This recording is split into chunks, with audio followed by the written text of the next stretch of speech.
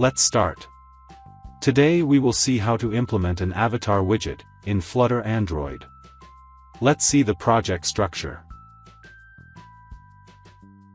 Here, we have a main.dart file in the lib folder. Then, we have created a folder called Assets here. Inside that, we have created another folder called Images. And there, we have placed a JPG image. We are going to use this image in our avatar. Now we need to configure this image path. To do that, open the pubspec.yaml file. Scroll down till this Flutter section. Here, write these lines. We are specifying the path of the images folder. Then click the pub get button and wait for the process to complete. OK. Now, let's see the main.dart file. First, we import the material.dart package. Then, we create the stateless widget called myApp in the main function. This is the myApp stateless widget. We create a material app and apply a theme in the build function.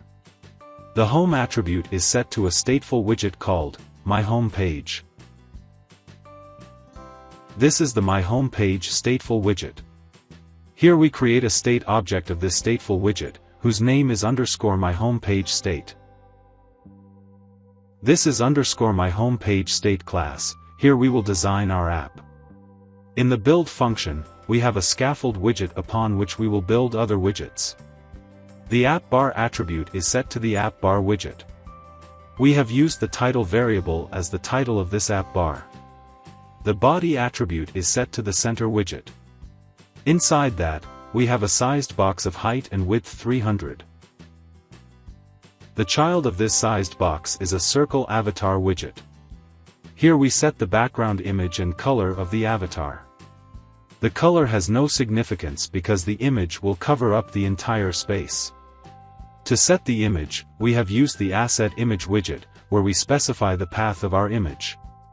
Let's run the app. As you can see, the avatar of our image is ready. So that's it. That's how you can create an avatar in Flutter Android. Thank you.